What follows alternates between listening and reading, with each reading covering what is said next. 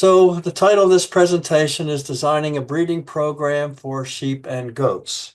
So I'm going to give you a little bit of an overview on reproductive physiology of small ruminants. So I tell the vet students, it's really better to understand the physiology than just try to memorize drugs and dosages and days and timelines. If you have an understanding, then you can use that understanding to your advantage to manipulate and optimize reproductive efficiency. So the big picture is that reproductive function in both sheep and does, it's dominated by two distinct and superimposed rhythms. In other words, there's the breeding season. For most of the breeds that we deal with, they have a distinct breeding season. And then within the breeding season, there are recurrent estrous cycles until either the breeding season ends or they become pregnant. So during the breeding season, the estrous cycles are fairly consistent. The sheep average 16 or 17 days between ovulations or heat times. The does are a little bit longer at about 21 days. And there is a little bit of variability within that. The seasonal pattern is somewhat variable and often breed dependent, but in general, small ruminants, they cycle in the fall and winter months. We call that the breeding season. Then they stop cycling in the spring and summer. That's we call the anestrus. That's what occurs in the northern hemisphere. Closer to the equator, the animals tend to cycle year round. And of course, in the southern hemisphere, the seasons are reversed. So this is an evolutionary adaptation to ensure that the babies are born in the spring when the environment, that means adequate food, good sunlight, warmth, temperature is favorable. So if you think about basically a 5-month gestation period, if we're going to have our babies born in, say, April or May, we're going to have breeding occur in December, January to ensure that that happens. Of course, we can breed our sheep and goats earlier than that. Many of our breeds are cycling by mid-July, and most all of them by the end of August at our latitude, roughly 45 degrees north. This one's a little bit wordy, so I'll just kind of go through it step by step. So again, small ruminants are generally seasoned breeders. Obviously, there are exceptions to that based on breeds. And the onset of, or the trigger for the onset of the breeding season is decreasing daylight. So most of the breeding occurs in the late summer through early winter. And it's possible to alter the breeding season. Some people have tried to do this by keeping animals indoors and using artificial lighting. This is really hard to do because a barn has to basically be light proof over a period of several weeks to use that to our advantage to hasten the onset of the breeding season. And it's really hard to have a barn where there's not a crack somewhere that light comes filtering in. So again, the goats have an estrous cycle of roughly 21 days on average, but it'll vary from 18 to 20 days to 22 days. And they show estrus or heat. In other words, the time when they allow a ram, or actually they'll allow most anything to mount them. They'll allow the buck to mount them for anywhere from 24 to 36 hours, an average of about a day and a half. Sheep, on the other hand, have a little bit shorter cycle length, averaging about 17 days, with most of them having an interval of 14 to 20 days. And similar to the goats, they display heat activity for 24 to 36 hours. I'll just mention here that goats are very demonstrative of when they're in heat with their behavior. Sheep, on the other hand, are much more subtle, and really the only way to tell when a sheep is in heat is her response to the presence of a ram and his attempts to mount her. In both cases, the gestation period is roughly 5 months. The goats are a little bit longer, generally out toward 150 days. The ewes a little bit shorter, about a week less at 143 days on average. Twins are common, although singletons and triplets are certainly not rare. And we've probably all heard stories where a Nigerian dwarf or some breed like that will have a litter of 5 babies. And actually, we do call that a litter. We don't usually think of sheep and goats as litter-bearing animals like we would pigs or dogs, but um, large litters in some of the breeds are fairly common. So kids and lambs can enter into the breeding pool at 5 to 10 months of age, but it depends on the breed. The little pygmy goats and the Nigerian dwarfs enter puberty quite early, but puberty is largely dependent on two things. One is how much they weigh. So they should reach 60 to 70% of their adult weight to reach puberty. And then the time of year, if they reach that weight in July, they're not going to come into heat probably until August, September, or October. So some of it is weight dependent and some of it is time of year dependent when they reach that adequate weight for puberty to occur. This just graphically illustrates that. This applies really both to sheep and goats, but if you just focus on the red line, this goes through the months. So we can start here, first of the year. Let's see. So January, February, March, some of these animals are still cycling up until about mid-March, and then the number of animals cycling declines dramatically through May. Whoops, sorry. May, June, July, April, and then in August, you can see a few of them start to cycle. By September, most animals are cycling, and then full cyclicity through September, October, November, December, and then back through January to March. So basically from end of August through the middle of March at our latitude, most animals will be cycling. The ovulatory rate or the number of animals that ovulate follow that very closely. And also of those that do ovulate during these oddball times, they often have fewer ovulations and less likely to have multiple births at lambing time. So I'll go through kind of the sheep estrous cycle. Again, behavioral estrus lasts an average of about 30 hours, but the estrus expression requires progesterone priming for about 12 days. The reason this becomes relevant is because the first ovulation of the season is generally not accompanied by any behavioral signs. Even the ram doesn't know that they're ovulating, and that first ovulation can result in a fairly shortened interval to the next ovulation, which also may be silent, and it may not be until the second or third ovulation of the breeding season that the ewe actually displays estrus behavior. And the reason for that is because until they ovulate, there's no progesterone. And so without that progesterone priming from the first ovulation, the brain doesn't know they're in heat and they don't display the behavioral signs. So the ewe in heat, she may stand with her head lowered. If she has a tail, she may wag it.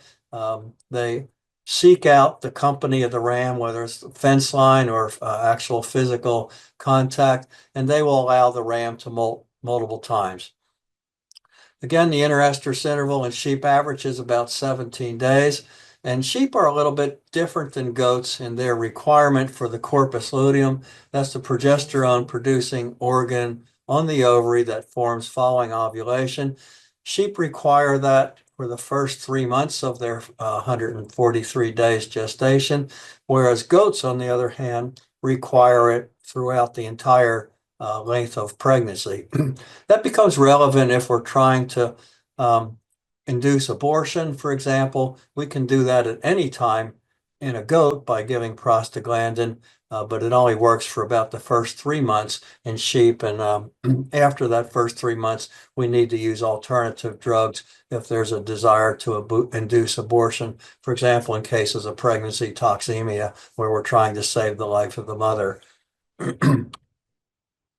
So goats are pretty much the same, but there are some differences. Again, their cycle lengths tend to be a little bit longer. The dairy breeds have a 20 to 21 day estrus cycle length. And when I say estrus cycle length, I'm talking about the time from one ovulation to the next ovulation. The pygmy goats are a bit more variable, 18 to 24 days. And again, there are often short cycles at the beginning of the breeding season. And if they fail to become pregnant, they may have short cycles again at the end of the breeding season. Remember that goats need their CL throughout pregnancy. Sheep only need it for the first 90 days. Just like the sheep, they breed August through March in temperate climates.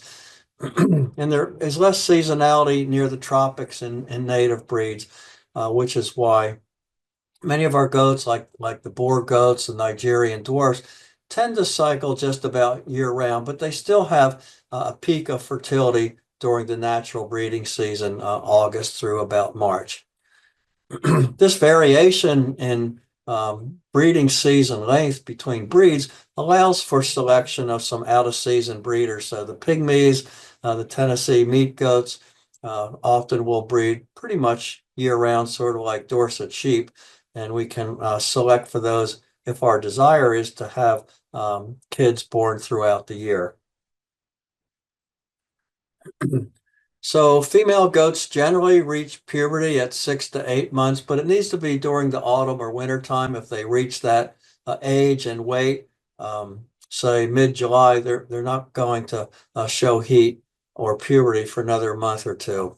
The pygmy goats can become pregnant as early as 3 months of age, same with the Nigerian dwarfs, whereas our larger breeds are often 6 to 8 months of age when they finally reach puberty and are capable of becoming pregnant. But basically, we shoot for about 70% of mature body weight before breeding.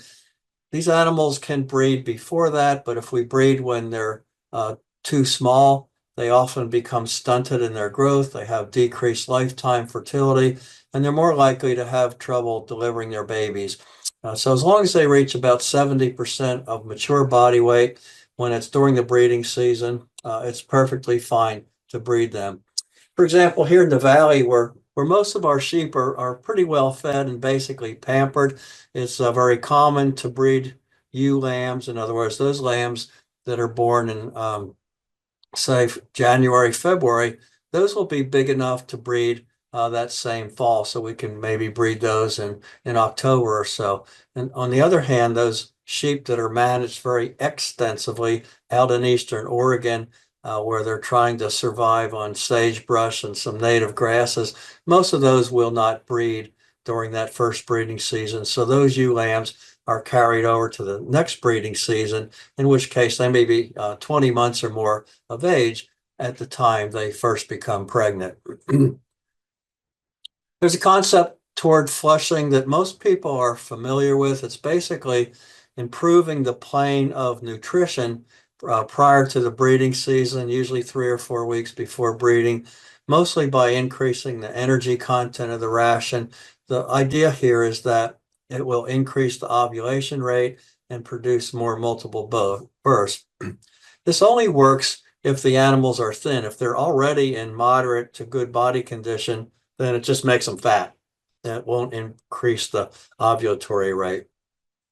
And in some places, as I mentioned, out in Eastern Oregon, where nutrition is a very limiting factor, if you flush those animals and they're having 2 or 3 babies, often when the babies are born, there's not enough feed resources to support the milk production for multiple births. So it's not a knee-jerk reaction to flush these animals. You really need to consider the age of the animals and also the nutritional resources that will be available when they have their babies, if there's adequate nutrition to support high milk production for 2 or 3 lambs at a time. So in the goats, estrus averages about 36 hours, and it's pretty easy to tell when a goat's in heat if there's a buck around. The does are restless, they wag their tails, and basically when they're wagging those tails, they're spreading the sex pheromones into the air, and the buck smells those and is attracted to the doe at that point. They tend to make more noise, they vocalize, their vulva may be slightly swollen, they may have a little bit of clear mucus emanating from the vulva, and they take a few steps, they vocalize, they squat, and they urinate, and they repeat that over and over until they go out of heat. They generally ovulate 12 to 36 hours after the end of heat. Let me move this. And they have 2 to 3 ovulations per cycle. So this becomes relevant if we're trying to time an AI. We actually want to breed pretty close to ovulation, so we often breed about 24 hours after the onset of estrus, so that the eggs are not aged when we inseminate. Oh, let's see here. Here we go. So sheep and goats tend to be highly fertile. If the females are in good body condition, if they're in an appropriate weight, we expect 90% pregnancy rate after one cycle, if they're in with a fertile male. After two cycles, about 98% should be pregnant. So these are kind of the Olympians of the reproductive world. They're highly fertile, and if they're not getting pregnant, there's something wrong. And most of those end up getting cold rather than doing a lot of hormonal manipulation trying to get them pregnant. So very, very fertile animals, much more so than horses or even cattle. Okay, well, let's talk a little bit about breeding management in sheep and goats.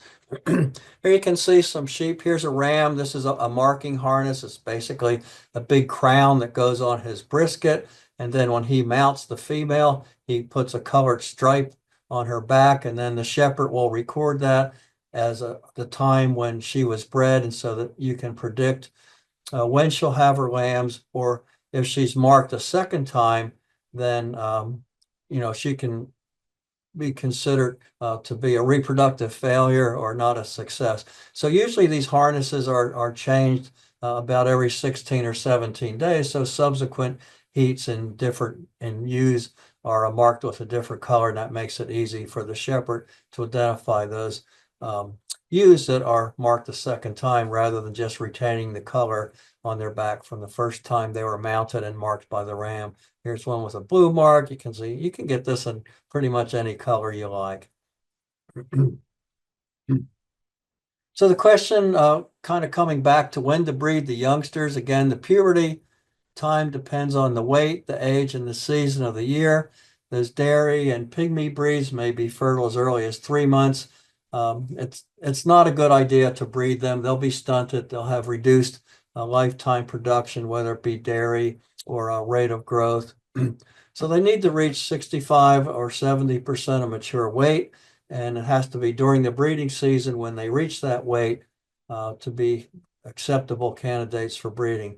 So one way to select for early puberty is to simply expose the ewe lambs or even the doelings for breeding, and then scan them for pregnancy, and then basically cull any of the ewe lambs which fail to become pregnant. So obviously, if they fail to become pregnant, they probably had not reached puberty and weren't cycling. So basically, what we're doing is selecting for early puberty, which has a fairly high heritability. So over a few generations, we can reduce age at puberty by up to 2 weeks in, say, 3 or 4 generations. So it is an effective tool.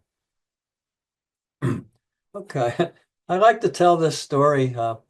These two bucks, this was at a sale barn in North Alabama.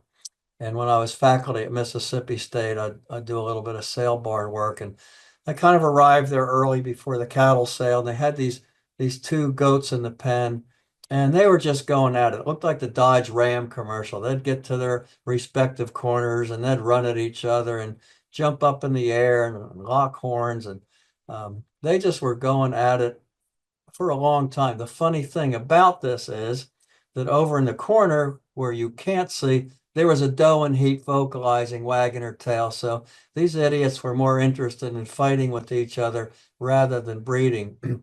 And I tell that story to make the point that sometimes it's better to put 3 males in with the females, and that way, while 2 of them are busy fighting, the third one will go and breed the females.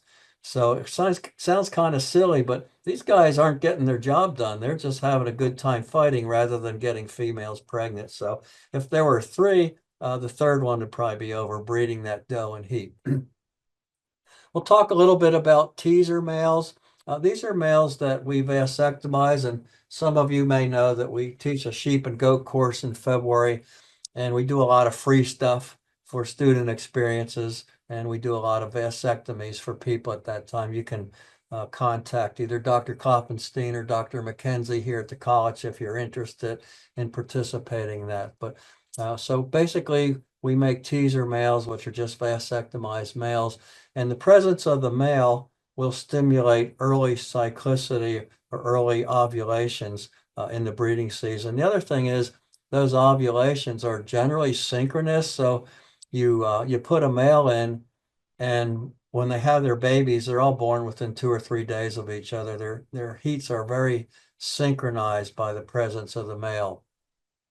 It's important to record breeding dates so that you know when birthing will occur, and also to check on fertility of the males. If the males have been in there for 2 months and the females keep coming back into heat 3 or 4 times during that period, then one should question the males. And toward the end of the presentation, I'll go over breeding soundness exam in males. And we don't get to do a lot of those except for production sales. We have some clients that'll sell 100 rams each year, and every one of them will have a breeding soundness exam.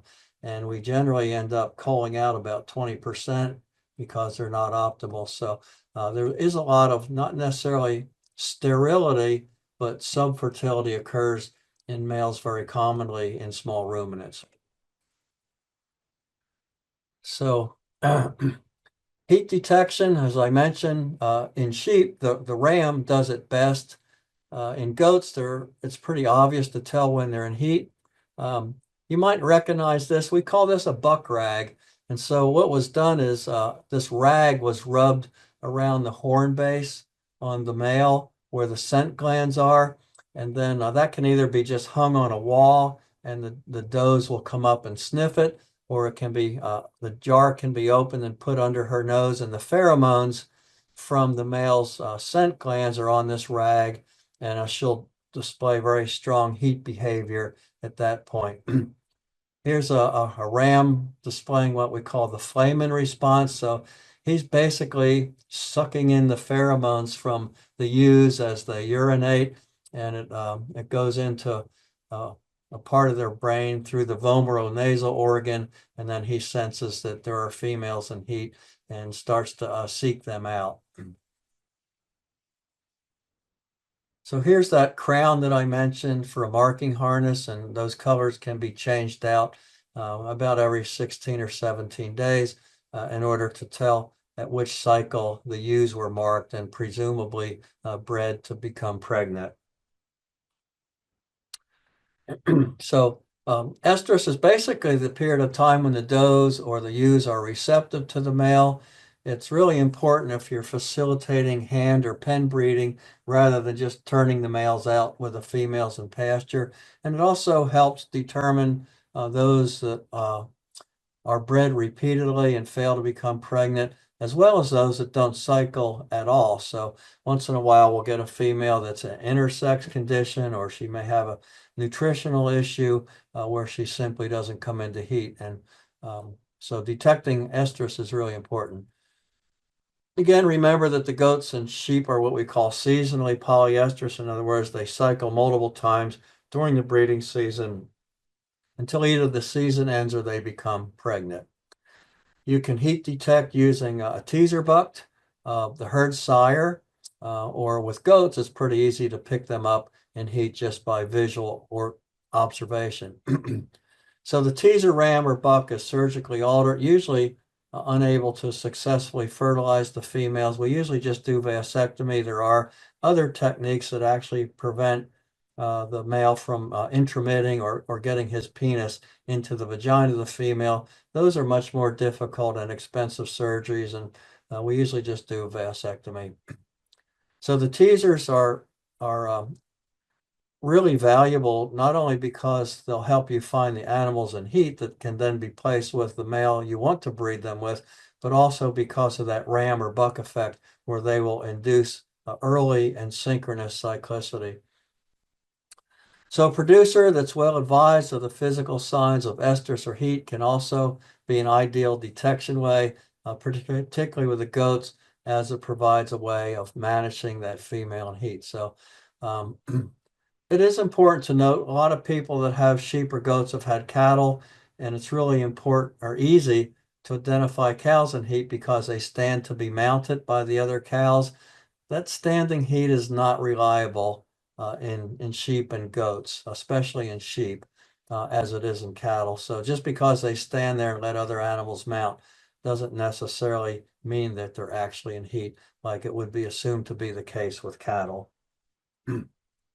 So again, here's a buck rag just tied to the wall, and the does will come over and sniff that, and the pheromones in that will induce cyclicity. So it's useful for estrous induction during the transition period. What do I mean by the transition period? It's sort of that in-between time, usually the second half of July into August, when the animals are just beginning to cycle. It will actually advance that first ovulation, so they come into that first heat a little bit sooner. To make the ram or buck effect work, it's sort of like absence makes the heart grow fonder. So you need to have no male contact with the females for about a month or so. And in other words, if the males have continuous exposure to the females, there's nothing novel about their introduction, and that ram or buck effect simply doesn't work. So they need to be completely separated by probably at least 500 feet, because those pheromones can travel in the air, and then the male is introduced to the females, and the pheromones are wafting around in the air, and the females will come into heat in a pretty short period of time. It can just be fence line contact. If you don't have a vasectomized male, that's adequate. But it's amazing how many females get pregnant through the fence. These guys are, I don't know if they practice goat yoga or gymnastics or what, but somehow they can manage to get females pregnant through a fence in some cases. So what happens after you introduce the males is they generally ovulate within 2 or 3 days, but nobody knows it. They don't show any external signs. And then following that ovulation, the corpus luteum that's formed is also short-lived.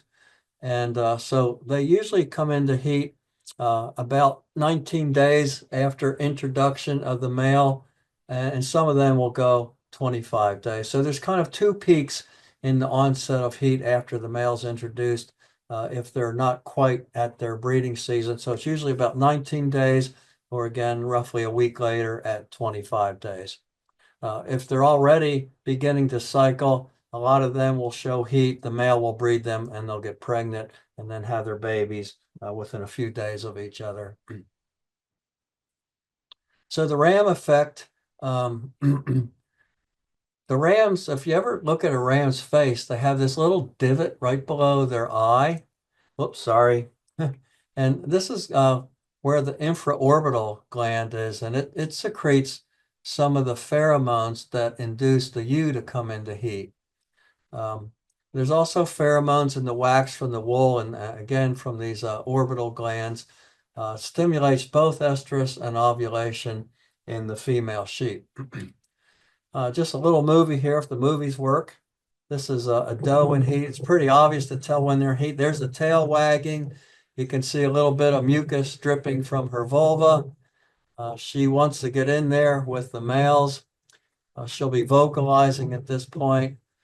The male's getting pretty excited there. So there's a tail wagging. She may stop and urinate. A lot of times the males will paw at the ground. He's just going nuts trying to get in with her to breed. There's those two idiots fighting, and this one's going to do the breeding if he gets a chance. Okay. Whoops. Okay. So what about breeding systems? Hand mating is probably the most labor intensive, but it's a good way to know exactly when the female is bred and who she's bred to. So the female is identified in heat, either with a vasectomized male or using a buck rag. And then once she's identified in heat, she's bred to the preferred male. An alternative would be pen breeding, where a male is turned in with a handful of females. They're closely observed either by marking on the back or just simply observation, writing down identification, ear tag numbers when the male mounts and breeds them. And then to make things a bit more complicated, we can use artificial insemination, which in sheep is really problematic, and not many sheep are bred by artificial insemination. It's much easier in goats because we can do a transcervical insemination, but with sheep, basically, insemination has to be done laparoscopically for any degree of success. And then many people are using out of season breeding, where we use hormonal protocols to induce the animals to come into heat during the time of year when they normally wouldn't come into heat and ovulate.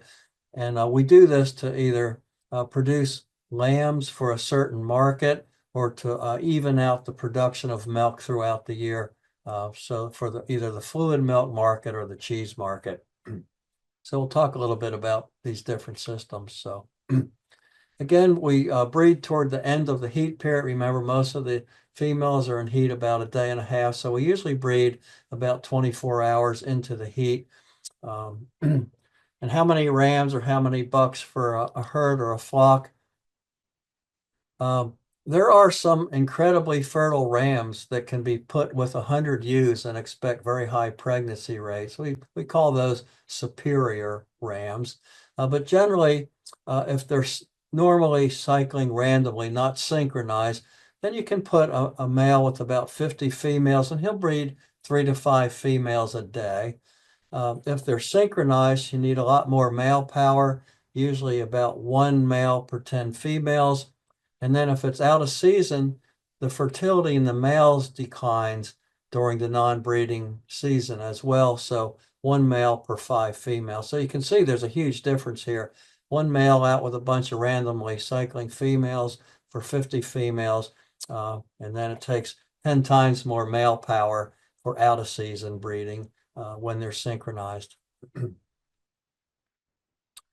So how can we control the estrous cycle to our liking so that we have babies born at certain times of year? So we do this so we can schedule or time artificial insemination. It's usually much more convenient to breed several females at one sort of appointed time or one particular day, rather than having one here and one the next day, another one 2 weeks later. If we can lump those together, our labor is much more efficient. Also, we want to control the estrous cycle to induce animals to come into heat and ovulate during the transition or the non-breeding season. We can do that to increase the lamb crop or to have a continuous milk supply from dairy animals rather than a seasonal milk supply. Most of the dairy sheep and goats they lactate for about 10 months and then they have a 2-month dry period, very similar to cattle. So controlling lambing time. Most breeding programs with sheep allow for lambing once a year. And so the fall bred ewes, they lamb in the spring. That's what we typically see in our part of the world. But if we want to produce lambs for other markets, the ewes are bred in the very early fall or the late summer so that they lamb in the winter. So they'll lamb in January for the Easter lamb market, which occurs in March or April, or they're bred in the late spring to lamb in the fall. So they lamb in September for the Christmas lamb market. If you have a niche market with extraordinarily high lamb prices for those markets, then manipulating the cycle to take advantage of that can be economically very advantageous. But this requires the use of programs that advance the ovulatory season into either late summer, and you can do that with introduction of the ram or using a hormone called melatonin, which mostly people are familiar with. A lot of people take it so to help them fall asleep at night. Or we can induce estrus during the non-ovulatory period in the spring using progestins like the little cedars that you put in the vagina, along with another option is feeding a progestin called melangestrol acetate. And we can manipulate the photoperiod as well, putting them in dark barns, but that's really hard to do, just keeping them in the dark. So talk a little bit about melatonin. And I've never actually done this, but it's really common in other parts of the world where these implants are readily available. You'll see these implants for sale here in the United States, but they're not marketed for this purpose. They're marketed for show animals to increase the hair, because melatonin is secreted in the dark, which is usually the winter months, And most of our domestic animals grow more hair in the winter to protect them from the cold. So these implants are sold for show lambs and show goats and even show cattle to increase their hair coat. But they can be used for the purpose of inducing estrus during the out of season time. If you look on the internet, there's several different brands available, and they come in several different strengths. Usually for sheep and goats, we use the 18 milligram strength. You could feasibly actually feed melatonin to sheep or goats. You can, go to the drugstore or the Buy Mart and buy it. You'd use about 2 milligrams per day if you figure out a way to get them to eat it in their feed, and it would work fine. It's just really labor intensive to feed it every day. Whereas you put the implant in about 6 weeks prior to breeding time and just forget about it. So melatonin in sheep. So here's a treatment scheme that would work with natural mating. So the first day, which is about 30 weeks before the expected lambing date. So figure 20 of those weeks is the pregnancy time. Separate the females from the rams if they're not already separated. You also want to implant the rams because they're not going to be very fertile during the induced non-breeding season. So you put 3 implants in the rams, and then for the females, you put in 1 implant. These just go under the skin at the base of the ear. They're just like putting a growth implant in cattle or the little chips that we put in dogs. They look like a little piece of a pen refill. They're not very big. So on day 42, which is 30 to 40 days after the females are implanted, we introduce the rams. The females won't come into heat right away, but introducing the rams will kind of kickstart them. And so it's possible that sexual activity begins 2 to 3 weeks after introduction of the rams. They won't show those heats right away. So the introduction of a vasectomized ram during the first 14 days will also jumpstart their heat cycle, and then they can be put with a fertile ram, and that will concentrate the lambing time. So the interval between the administration of the implant and the introduction of the rams should be no less than a month or more than 40 days. So it takes a little bit of management to get these animals to cycle, and planning ahead if you're using melatonin.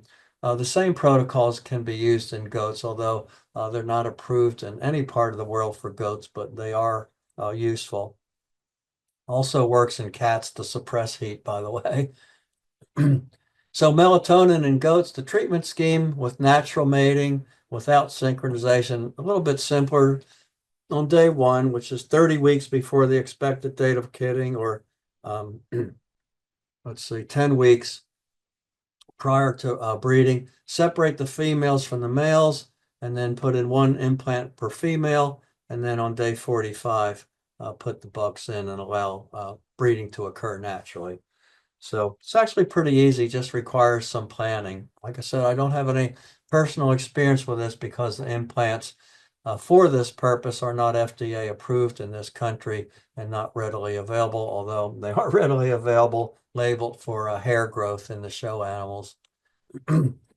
This is some of the melatonin implant products, and I circled this one because this one has 18 milligrams of melatonin. So if you buy these, they're roughly $20 a piece. You can see the size of it compared to a matchstick. And then you also need this little special syringe to apply the implant at the base of the ear. And this is reusable. You can buy these in packs, either singly or in packs of 6 or 10. And then this is reusable. Okay, so synchronization in season, some of the more common methods. Most of you are familiar with prostaglandins, either Lutulase or Estramate. So we can give a single injection and expect about 2/3 of the animals to show a response within 3 to 5 days. And those can certainly be bred, or the entire group can be a little more closely synchronized with 2 injections 10 days apart. And most of the time, all of the animals, or nearly all the animals, will be in heat about 3 days after the second injection. Bear in mind, this is great for AI, but if you're going to use natural service, then you need more rams or bucks because there's more animals in heat on a given day rather than spreading them out through the estrous cycle time. We use CEDARS. This is an acronym. It stands for Controlled Internal Drug Release. It looks like this little T-shaped device. It goes up into the vagina of the female and it releases progesterone as long as it's in there. So we can put a CEDAR in for 5 to 12 days and then give prostaglandin on either the day before or the day we remove it. And the animals come into heat within 1 to 3 days.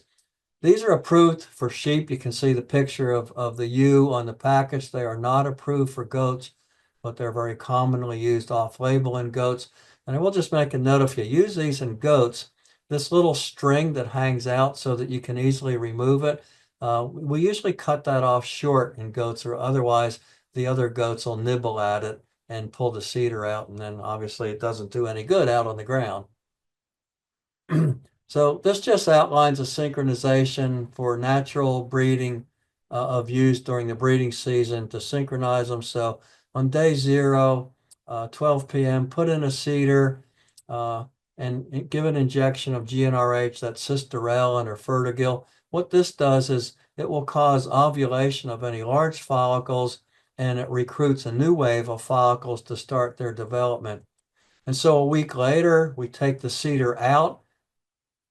So that removes the progesterone block, and we give prostaglandin. That will cause lysis of any CLs that have formed. So that gets rid of the progesterone that the animal is producing on her own, plus we get rid of the progesterone from the CEDAR. And then the next day in the morning, we can introduce the ram, and usually it's a day after that that the animals will come into heat. So that allows a fairly convenient method of estrous synchronization. The advantage of this over the 2-shot prostaglandin method is that using the CEDAR will kind of jumpstart a lot of those animals that are in transition. If you read the label, they make it sound like it will make animals come into heat during the non-breeding season. That's just not true. If they're in anestrus, if you put one of these things in June, it's not going to make them come into heat. But if you'll do it, say in mid-July, late July, then it will work very nicely to advance the breeding season in either sheep or goats. I saw the chat pop up here. I see. I'm going to see what the questions are here. If you have a question you'd like to unmute now to ask it, it'd be the perfect time. Yeah, that'd be fine. If someone has a question, I'll be glad to pause here for that. I was just wondering, with the estrus synchronization, the only purpose is just so that they all give birth around the same time or within a few days of each other, and to increase the percentage of them that are in estrus when you have your ram in with the herd, right?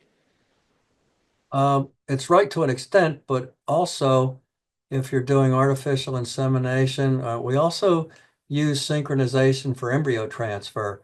So, if we need a bunch of recipients that come into heat on the same day, so we can, put embryos in 7 or 8 days later, we want to have several of them available, not just randomly cycling. So, yes, the synchronization is used so that they'll come into heat earlier and have their lambs at a similar time rather than being spread out. So you have a more uniform crop of babies, but it's used for other purposes like embryo transfer and for out of season breeding.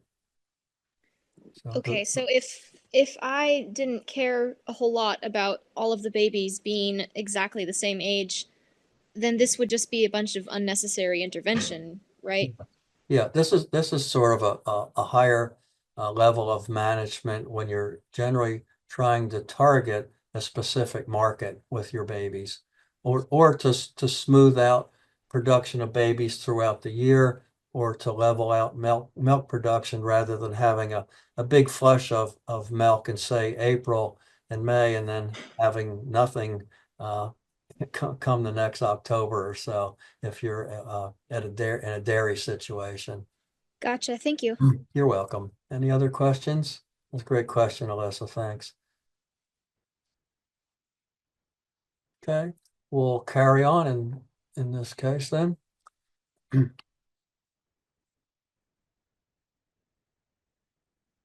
So I just kind of made this slide of a typical goat synchronization program that's a little maybe easier to visualize. So you pick a random, basically you pick the day you want to breed and then work backwards. And so in this case, we would pick our day to breed and then work backwards 11 days. On day 0, you put the CEDAR in, and either 7 or 8 days later, you can give a dose of prostaglandin. You could pull the CEDAR out on the same day, or you could pull it out the next day. It doesn't make a big difference. For out of season breeding, we have to use something to stimulate follicle development and ovulation. This is during the natural season, but a lot of people will use a hormone called PG600, which is something they make for pigs, but we use it off label in sheep and goats, and it increases the ovulation rate. If you read the label of this, it says give 5 cc's. We find that that dose is way too big during the breeding season for sheep and goats. We usually use between 1.5 and 2.5 cc's, depending on whether it's a little goat or a big goat, a little sheep or a big sheep. And so the CEDAR comes out. You can give the injection of PG600, although it's not absolutely necessary during the natural breeding season. The following day, can introduce a teaser male, and then they're usually bred on day 11. If you're doing artificial insemination, let me move this. This is really important that the insemination is performed precisely 52 to 54 hours after this CEDAR is removed. So you kind of have to calculate what time of day you're going to be doing the artificial insemination, so you don't end up doing this at 2 or 3 in the morning. So this is, 48 hours would be 2 days, and this is 2 full days plus roughly 6 hours, 4 to 6 hours. So if you do it in the mornings, you can end up doing your AI in the afternoon of the on day 11.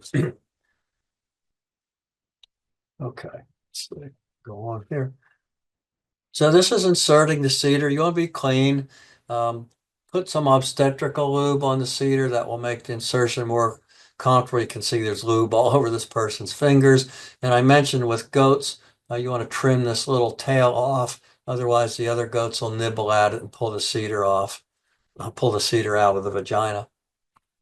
Okay, so goats can be bred based on the signs of heat. A buck does it best. He stimulates the does to show signs of heat. Either the presence or just the odor of a buck causes most does to display heat signs. Their vulva may be a little bit swollen. It could be a little bit red. It could have a little bit of colorless mucus discharge while they're in heat. And that tail is just going to beat the band, spreading those pheromones into the air. The does are very restless. They make a lot of noise. They stop and urinate small amounts very frequently. So it's pretty easy to find goats in heat when there's a male present. Okay, going to talk a little bit about some of the causes of infertility. I don't want to take too deep a dive in this and get into all the nuances of the different organisms, but just let you hear some of the names of some of these bugs, and also bear in mind that a lot of these infectious agents that result in infertility in sheep can cause zoonotic disease. That's a disease that's transmitted from animals to humans, and a lot of these organisms are very dangerous for pregnant women because they can cause harm to the developing baby or abortion. So this is an older study from South Dakota, but it lists many of the common causes. So Campylobacter used to be called vibriosis. Campylobacter can also infect people. It can cause food poisoning-like symptoms, but it can also harm a developing baby. Toxoplasmosis, that's the one that's been popularized because it develops mainly in cats and it's shed in cat feces, which is the reason pregnant women should not be the one to clean the litter box while they're pregnant. Chlamydiosis is now the most common cause of abortions in both sheep and goats. So these numbers have changed over the years. And there's lots of viruses that we'll talk about, and then things like Salmonella, Truparella, Pasteurella. You've heard a lot about listeria in the news lately. A lot of recalls have been made because there's food contaminated with the listeria organism. So it's pretty common. It can make you sick. It can cause abortion or fetal anomalies. And then Q fever, which we do have some occasional outbreaks of that here in the Western United States. So again, caution, many of these diseases of sheep and goats can be spread to humans, and especially pregnant women should probably avoid contact with sheep or goats during pregnancy, and especially at kidding and lambing, because a lot of these organisms are shed in the reproductive fluids at that time. Let me check what time it is. So abortion control measures can be initiated on the basis of a presumptive diagnosis if you're faced with an outbreak of a lot of animals losing their babies. So toxoplasmosis affects a lot of different animals as well as humans, but the cat is the primary host, and the life cycle is only completed in the cat. That just means that the cat is the only one in which the organism reproduces and is shed in the feces of the cat. All the other animals, it's kind of a dead-end host, but it can be in the meat of those animals. Transmission is by ingestion of feed contaminated by cat doo-doo.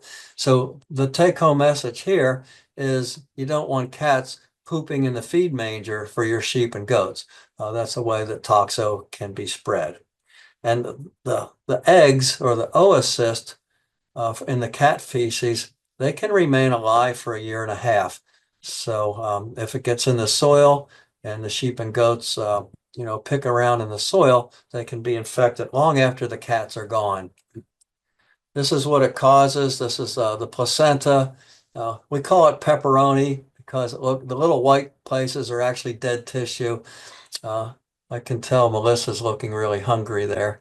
I had pepperoni pizza for lunch. It did look like that. It also causes fetal mummification. So the fetus dies. There's no bacteria there, so it doesn't liquefy and get smelly. It just sort of dries up and forms these little mummies, which are often retained in the animal for months to even years. So it can be controlled with coccidiostats like rumensin or decox, but sheep are considered to be persistently infected. It's hard to permanently get rid of it. And this is really common. About 30% of us have been exposed to toxoplasmosis and have a titer against it. We've become immune.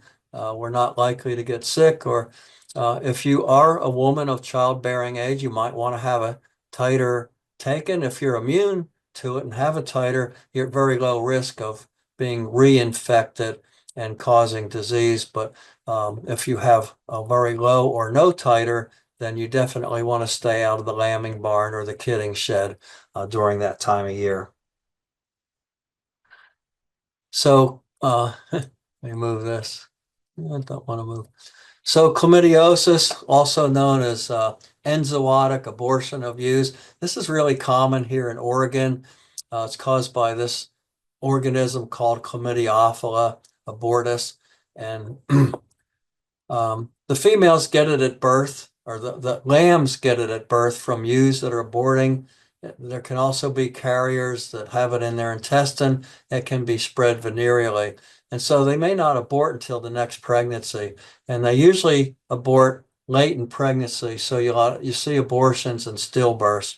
Again, this one is zoonotic, causes a placentitis, but there is a vaccine available for this one, as well as whole flock treatments with tetracycline. So I mentioned this one because if you have this in your flock, there is a vaccine available for it. It's not a vaccine I recommend for all sheep or all goats. So it's a vaccine that would be recommended if the organism is diagnosed in your herd or flock. So many people have heard of Q fever. It's got this weird name. I often wonder how they came up with this name. The Q actually stands for query, which means question. So for a long time, they didn't know what caused it. It was of a questionable cause. and the name Q fever just kind of stuck with it. I always thought it stood for Queensland because it was in Australia where they first found this, but I was wrong. The organism, it's a bacteria called Coxiella burnetii. It's actually a rickettsia, which is this little bug is kind of, it's not a virus, it's not a bacteria, it's a tweener. Has characteristics of both. It infects a wide range of hosts. It survives in dry areas for years. It can be transmitted in the dust, so it can be inhaled, or if it contacts mucous membranes like the mouth or the eyes, it can infect an animal that way. It's shed in vaginal secretions. It can be transferred in semen. And also ticks may shed the organism, contaminate the wool, and then other animals come around, sniff the wool that's contaminated and become infected that way. Generally in people, it just causes mild flu-like symptoms, but in some people, it can cause actual fatalities with heart failure. I think last year in Idaho, there were about 11 cases of this reported in humans, so it's actually something that's out there. We use tetracyclines to treat it, and it is a serious public health threat. So a couple of miscellaneous abortions. I mentioned listeria has been in the news a lot lately. That's what caused this lamb to die. Caused liver lesions, intestinal lesions, and then our old friend salmonella, fecal organism, can cause abortion. And then one thing we often don't think about is stress. I know several years ago, my wife and I had a small herd of Nigerian dwarfs, and she got the bright idea of buying a German Shepherd puppy. And the puppy got in with the late pregnant does. We had 5 does, and the puppy chased them all around, really stressed them, and 3 of the 5 does aborted their babies. It was really heartbreaking. So stress or dog worry can cause abortion in both sheep and goats. What happens is the dog causes the sheep and goats to be distressed. That raises their cortisol, and then the cortisol induces the early onset of labor, usually before the babies are capable of surviving outside of the uterus, so they're just stillborn. Some poisonous plants like loco weed, which is more of an Eastern Oregon thing, can cause abortion. Skunk cabbage, that's the Veratrum californicum. This causes, if their mothers are exposed on day 14 of pregnancy, the babies will be born as a cyclops. So they'll have one big eye right in the middle of their forehead. They're really bizarre looking creatures, and they don't last long, they die. And then iodine deficiency, which is common in sheep that are grazing brassicas, things like radishes, cauliflower. It'll cause a goiter in the sheep, so they're born with these huge lumps in their neck, and a lot of those die. And we live in a selenium deficient area, and selenium deficiency, which is associated with white muscle disease, can also result in abortion and retained placenta. So in goats, toxoplasmosis is a big one, chlamydiophila, Q fever, Campylobacter, not so much in goats like in sheep, and then lepto and listeria are the common causes. These are not organisms we commonly vaccinate. Most of our sheep and goats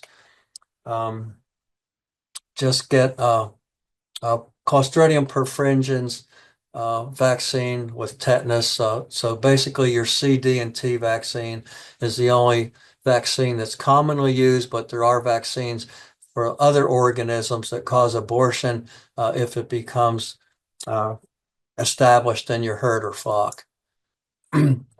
If some of you raise Angora goats, you may be familiar with, it's called habitual abortion. It's due to their hyperactive adrenal glands, which is associated with the Angora wool production that initiates early parturition, because the adrenals are what secrete cortisol that makes them have their babies early before they can survive.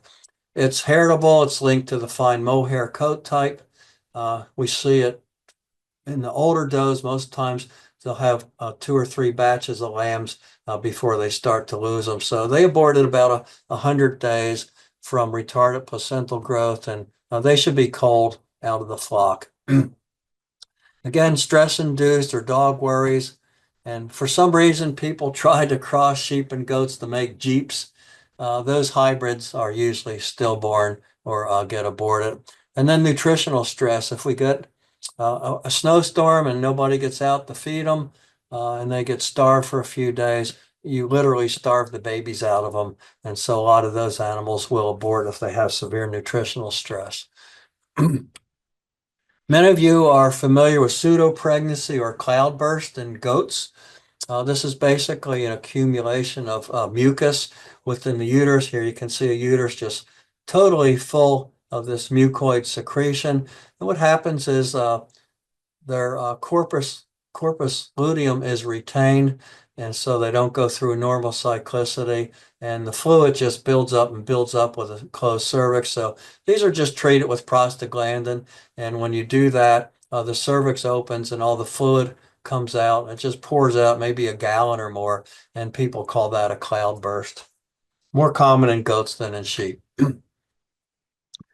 If you've had goats for a long time, you may be familiar with intersex, the polled intersex syndrome. Basically, some people call these hermaphrodites, but they're not true hermaphrodites. They're actually pseudo-hermaphrodites, technically. So it occurs in polled goats when both parents are polled. So Sonnens, Toggenburgs, Alpine breeds are most common.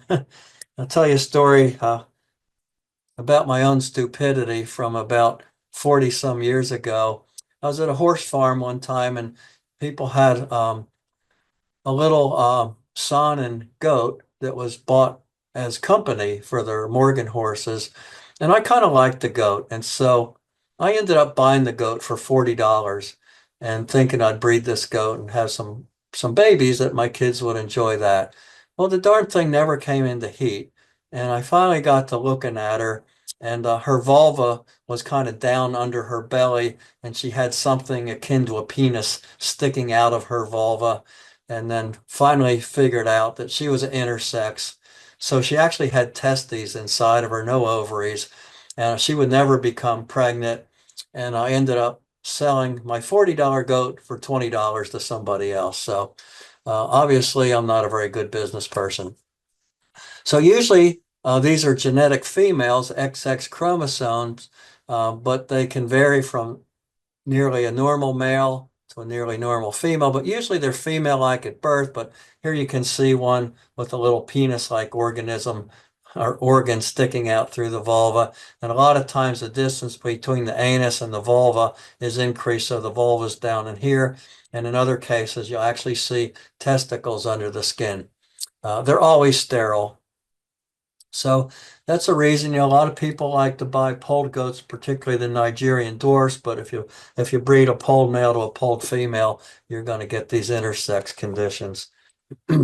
Here's one with the testes under the skin beside the penis. So you can also diagnose this by expensive methods, karyotype or PCR, but usually you can look at them and tell what's going on. Okay, I'm going to try to finish up with a little bit on the male side, and I'll talk about breeding soundness exams and some causes of male infertility that you may or may not already be familiar with. So, Hey, Dr. Estill, there's Yeah. some questions in the chat if you want to okay, I see one question. Yeah. before you move on. Let's see. Oh, actually, there's more than one question. Let me read this. Geez, this is a long question. Lots of questions. What effect can I expect, if any, from having wethers mixed into my herd? Short answer is none. They're just out there wasting air or growing to make meat for you or pets.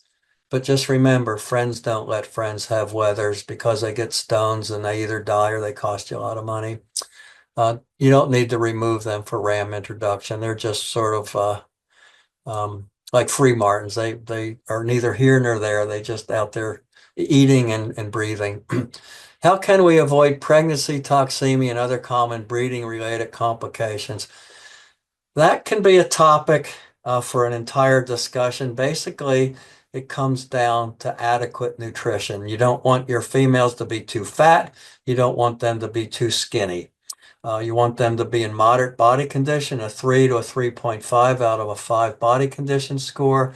And in the last 3 to 4 weeks of pregnancy, you increase the nutrient density of the feed, usually by incorporating either high quality legume hay or pellets, or by feeding more grain that is more energy dense. The reason is there's twins, triplets, or quads. They call it twin lamb disease is another name for preg tox. And there's just not enough room in there for them to eat a lot. So you have to increase the nutrient density of the feed. So that's a short answer, but there's a lot more to it. Let's see, the CL you were talking about earlier, which you said the sheep need only temporarily and the goats need the whole time, is already there. It forms after ovulation. So the follicle ruptures, the egg is released, it gets fertilized in the oviducts or the fallopian tubes, and then the organ that forms on the ovary where ovulation took place is called a corpus luteum, and it is the organ that secretes progesterone to maintain pregnancy. So it is needed for the first 90 days of pregnancy in sheep, but for the entire pregnancy in goats. Let's see. Is there a list of general management practices we can utilize to help reduce overall risk of infectious disease? I often, in a lot of my talks, I spend the first 10 or 15 minutes talking about biosecurity. So this is one of those situations where your mama was right. An ounce of prevention is worth a pound of cure. So keeping diseases out of the herd or flock is much more valuable. So that means knowing where you're getting replacements from, knowing the health status of animals you're sourcing. So maybe Craigslist is not the best place to get replacement females or a male. You want to buy it from reputable breeders. You don't want to share rams or bucks with other people. Anything that could be a fomite, that's like an inanimate object that can transfer disease. It could be your boots that have manure on them. It could be shearing equipment, could be artificial insemination equipment, shouldn't be shared with other producers. So those are the main aspects of biosecurity, limiting visitors to the farm that could bring, particularly if they have farm animals at home, that could bring other diseases in. So the big answer here is biosecurity and knowing where your replacement animals come from. I have a herd of goats and my neighbors have dogs that come up right to the fence and bark. Is that okay? It's not really okay. It's certainly not desirable. You know, maybe the goats have acclimated to the barking and they don't pay it any attention. But if they're running around and getting into a frenzy, that's really stressing them, and it could result in the loss of some of the kids. So sometimes double fencing or a talk with your neighbor to try and preclude the dogs being out at night might be beneficial. I don't have a great answer how to do that. What's the best way to overcome selenium deficiency in our area? The high road here is to fertilize your pastures with cell coat, which can be blended into your fertilizer. And then every blade of grass or plant that the animal eats will be enriched with selenium. You do have to do it every year. Alternatively, selenium can be blended in with the grain portion of your feed or in a mineral mix, a loose salt mineral mix with high selenium. The worst way to supplement selenium is by injection. The injections are incredibly short-lived, anywhere from 3 days to maybe 3 weeks. So the injections are a Band-Aid for an acute situation, not a long-term fix. So either fertilizing the pasture with cell coat or incorporating a high selenium mineral, making that accessible to your animals so that they get a little bit of it most every day is the best. Let's see.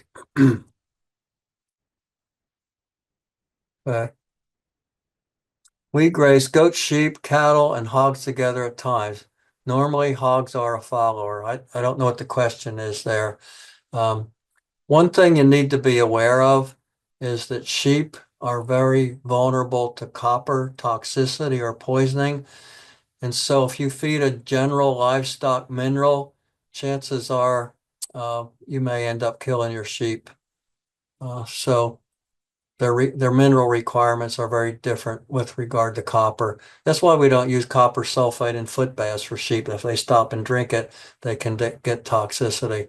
So the goats, the cattle, and the hogs require much higher copper.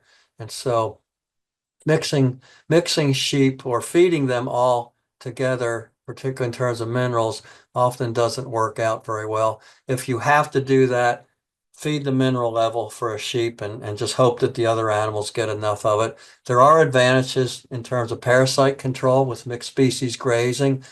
So it's not out of the question, but you really have to manage the minerals. Let's see. Oh, there's a good selenium resource. Let's see. Can goat breeding be affected by cohabitating with other livestock that might be in heat? I think the short answer is no. So in other words, a goat in heat or a buck or a male goat won't necessarily induce sheep to come into heat. Those effects of the ram or buck effect are species specific. Okay, so I'll check back in the chat here. Let me just check my time. Looks like I've got about 20 more minutes.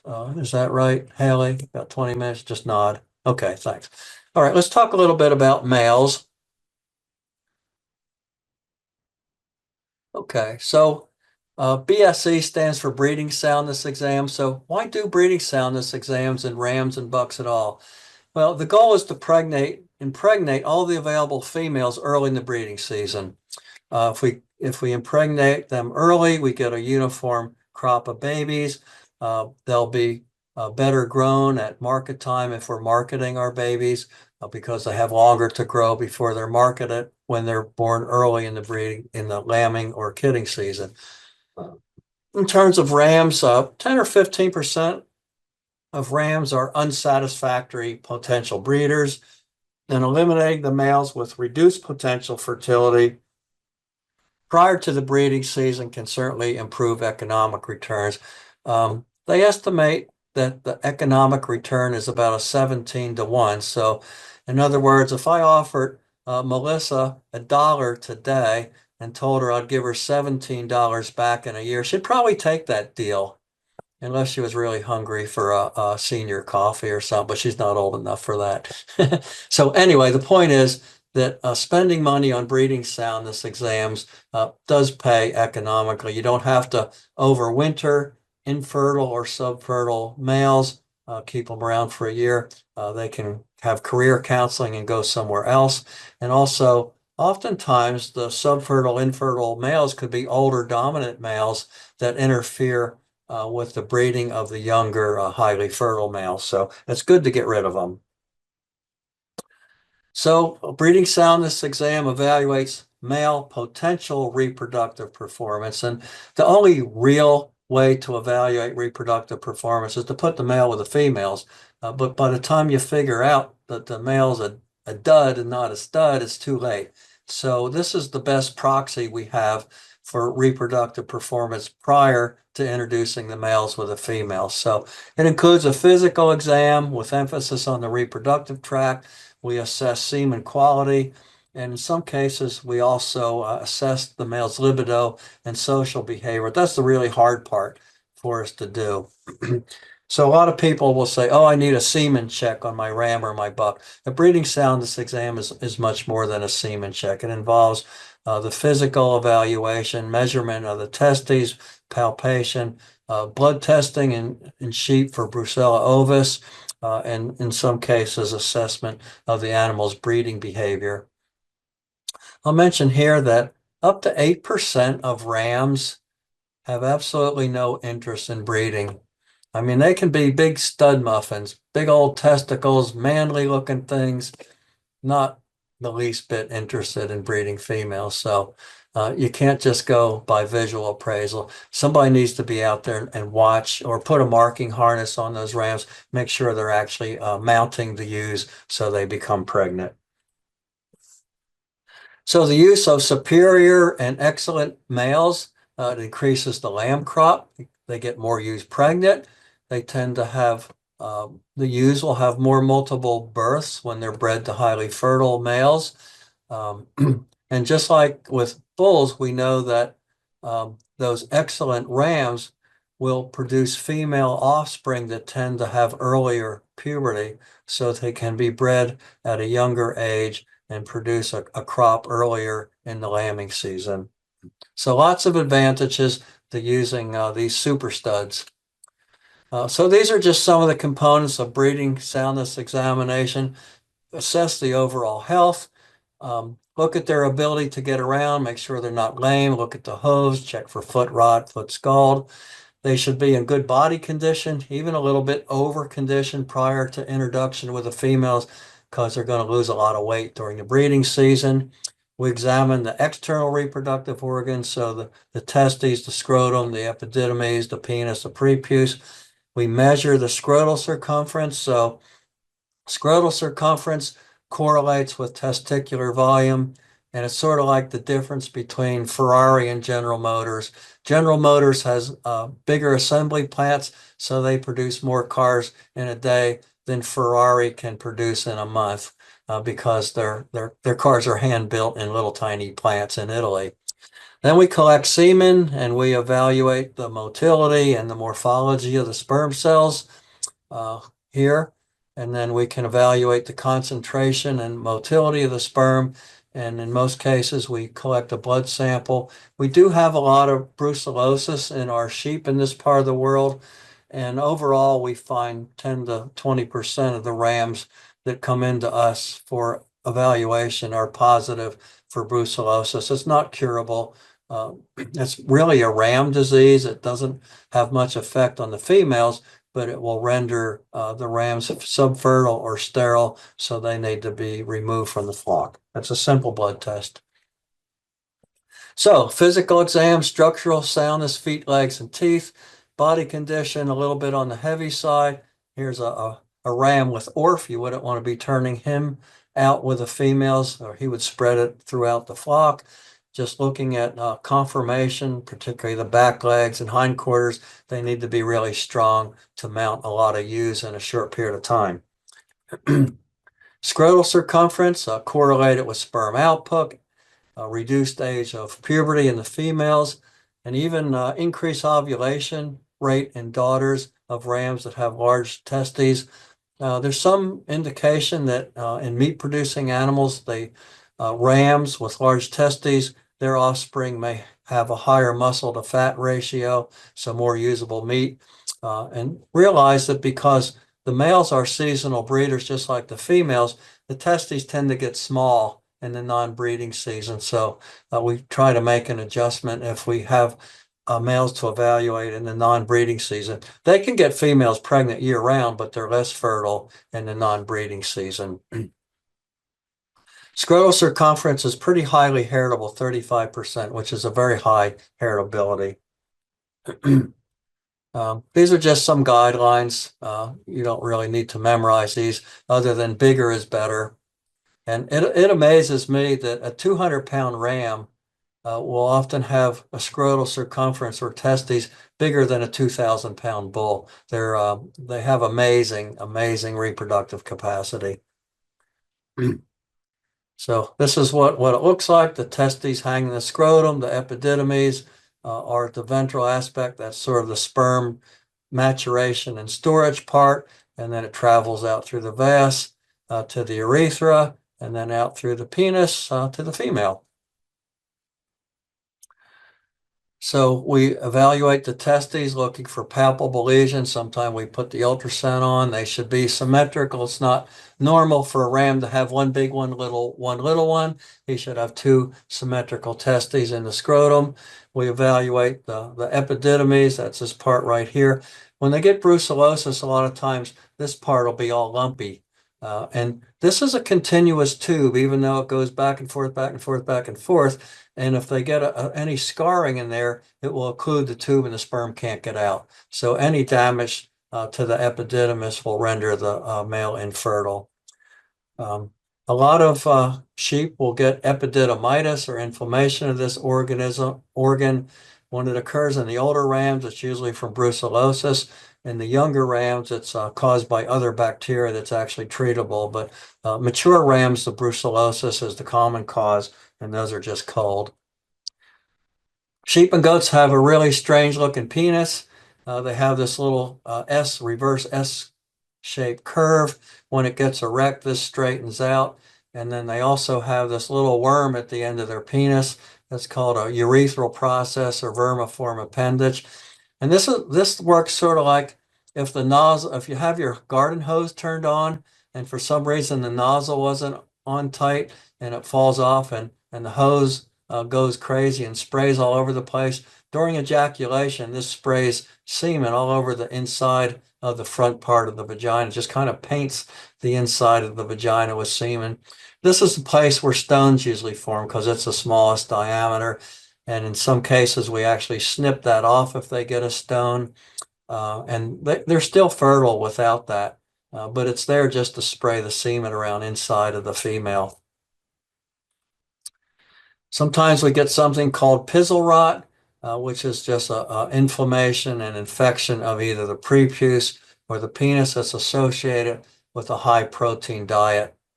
We don't see it a lot here. It's really common in the merino sheep in Australia, which is a wool breed, but occasionally we'll see a case here.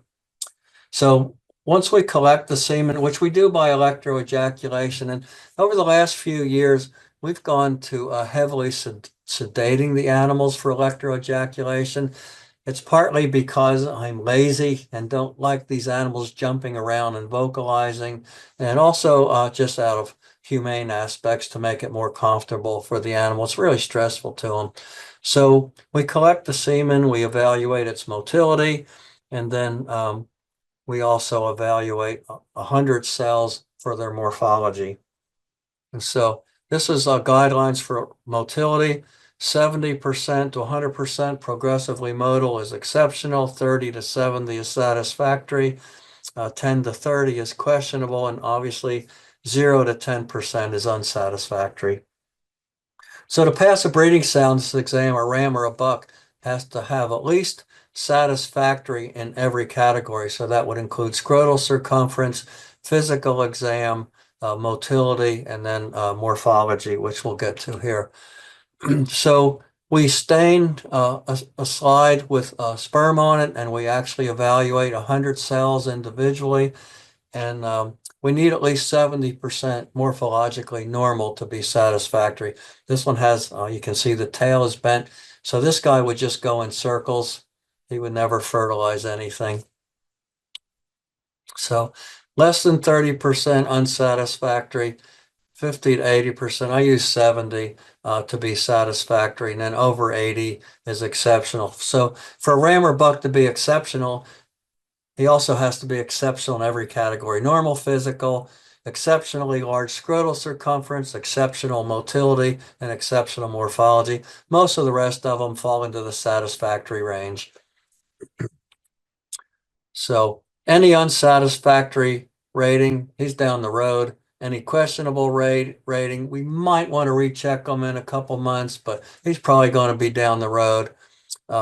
Exceptional in all categories, that's a superior male, and everything else is just satisfactory. They'll do. So this is the form we fill out and supply to the client. And then unsatisfactory, we get rid of them. Questionables may breed a limited number of females. Satisfactory, we figure they can breed at least 50 ewes in a 2-month period. And excellent, they can breed up to 100 ewes in a 2-month period. We call those super studs. 100 ewes pregnant during a 60-day period. Libido is a little bit difficult to evaluate in the clinic, so we usually rely on the shepherd or herdsman to watch the animals mount, make sure that the rams are marking the ewes, and remember that a certain number of rams have no interest in breeding. I said 8 or 9% have no interest in breeding females. Another 8 or 9% only want to mount other rams, so combine those, we're up in the 10 to 15% of rams won't breed females. And those can interfere with the rams that are out there and want to do the job. And so rams with poor libido should be gotten rid of. There's no fix for them. You can't jazz them up with testosterone and make them into good breeders. So the goats, pretty much the same type of thing, physical exam, collection of semen. The problem with goats is, we have itty bitty pygmies and Nigerian dwarfs that maybe weigh 40 or 50 pounds, and then we get 400-pound boar goats. And so obviously the standards for scrotal circumference are going to be vastly different. This table just outlines some averages for bucks of different weights. And so that's what I usually refer to. We don't have standards as we do in sheep because of the variability in size. So some causes of infertility. I mentioned the epididymitis, which in the older rams is usually caused by brucellosis. It's a ram disease. It doesn't permanently infect the ewes, although once in a while a ewe that's bred to an infected ram will abort. So it's a simple blood test. This is, This is the epididymis of a ram that's infected with Brucella ovis. You can see it's all lumpy and bumpy compared to a normal tail, the epididymis. So young rams, we have a different condition we call ram-lamb epididymitis, and it's caused by just a variety of bacteria. And usually those can be treated if you catch them early, and they'll usually respond to treatment. But the mature ram epididymitis does not respond to treatment. So cryptorchidism, where the one or both testes is not down in the scrotum where it belongs. If it's a unilateral cryptorchid, in other words, one testicle in the scrotum, one in the belly, they'll still be fertile, but because this is heritable, they'll often pass that along, and it makes it really difficult and problematic to castrate offspring from those animals. So if both testicles are cryptorchid or retained, the ram is infertile because the testes are in the scrotum to keep the testes cooler to make sperm. And if they're up in the belly, they're at body temperature and they won't make sperm. Once in a while, we see these short-sacked rams. So somebody tried to castrate them with a band, and basically they got the scrotum and one or both testicles was retained. And sometimes those will actually still be fertile. And there are some places they do it on purpose because if they get them up close to the body where they can't regulate the temperature of the testes, they'll actually grow more because they'll still produce testosterone, but they can't produce sperm. But I know of several instances where those short-sacked rams have gotten ewes pregnant, so it does happen. It's not a great management tool. Okay, that's all I have. I'm going to check for chats. There's a couple more questions. Great. Let's see. Are salt licks with selenium a good source? I'm going to kind of give you my opinion that I don't like blocks for small ruminants. They generally don't like them especially, and it also wears their teeth down. So I like loose minerals. Loose minerals require a lot more management. The blocks, you just throw them out there and they get rained on and they melt a little bit. But the loose minerals, when they get wet, even if it's just from fog, they turn into concrete. So you need to put loose minerals out at least once a week and kind of monitor how much the animals are eating, but it won't wear their teeth down, and they're generally used more by the sheep and goats. So I prefer a loose mineral mix for sheep and goats. Let's see. Loose sheep mineral, that's great. Copper deficiency in goats. Our soils here are generally high in copper. And so if they're eating native plants, especially the browse, you're probably okay feeding a sheep mineral to your goats. They'll get enough copper, both from the mineral and combined with the grass and the browse and plants they eat. You're probably going to be okay. If you have animals that go to slaughter or die, you can always get a piece of liver and have it sent into Michigan State for mineral analysis, and that'll give you good feedback whether the mineral supplementation has been adequate. Okay.